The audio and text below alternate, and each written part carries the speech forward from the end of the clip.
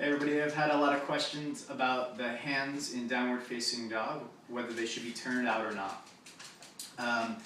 The easiest way for me to quickly explain is understanding forearm pronation and supination. Supination is when your palm is turned up, pronation is when your palm is turned down.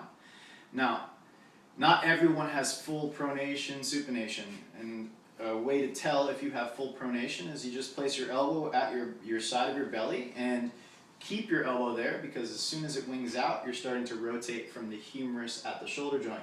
So what you want to do is pin the elbow down. You can grab your forearm, and when you grab your forearm, just hold the skin down and then try to rotate, try to pronate your palm all the way down. Now a lot of us, what we'll do is we'll start to move the thumb in order to kind of visually think that we're turning our palm down. Just keep your thumb up and try to rotate the index finger knuckle straight down towards the ground. Now I don't, you can even see my shoulder wants to move because I don't have full pronation in my forearm. That's bone-on-bone compression. There is a little bit of muscular play where I could get stronger and I could actually pronate a little bit more, and maybe massage would help me get a little more pronation, but ultimately this is about my end range. So if I try to do downward facing dog and I place my hand down on the ground and I think middle finger forward, most of that is going to come, you can even see, at the shoulder joint. Most of the rotation will be up here. Now why that is not necessarily the most optimal, it's not necessarily bad, but it's not most optimal because internal rotation of the shoulder creates less stability, more mobility. Now if I was going for back bends, I might say that might be a good idea, perhaps. But if I'm trying to stabilize in downward facing dog or a handstand, you want more external rotation at the shoulder joint while the palm is still pronated as much as possible. So you have a couple of solutions. In your downward dog, you can maybe take 2 wedges and you would have your hands on an angle. So that would look something, imagine if I had a wedge, it would look something like this. And I would actually press into the wedge actively.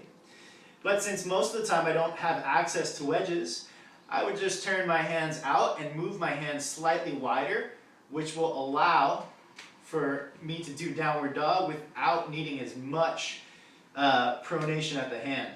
Now I can, or at the forearm, sorry. Now I can rotate, you can see my biceps are starting to rotate out, which means my humerus joint is starting to externally rotate, giving me more stability in my downward facing dog. And at the same time I'm trying to pronate, engaging the muscles, the pronating muscles of the forearms while externally rotating. Those are opposite actions, so it is challenging. It's not easy. But this could help you in your handstands. So if you're going to do a handstand, you would say, well, instead of having my middle finger forward, which is the strongest, I would turn out a little bit and sacrifice a little bit of strength in the hand or the forearm for the strength in my shoulder. If you have full pronation, if when you take this test and your palm goes fully down, you might as well put the middle finger forward, because that's the strongest of the fingers in your downward dog and in your handstand. So that, again, this is not something that everybody needs to do. Everyone doesn't need to turn their hands out and take their hands slightly wider. But it is a solution for somebody like me that would still love to do downward dogs in my yoga class, and in my handstands I'd still love to do handstands and have the ability to externally rotate my shoulders and have the most stable shoulder joint I can possibly have, but still get my hand on the ground. So I hope this helps those of you that have the questions about it. You're welcome to send me an email or leave a comment if you have any other further questions. Enjoy.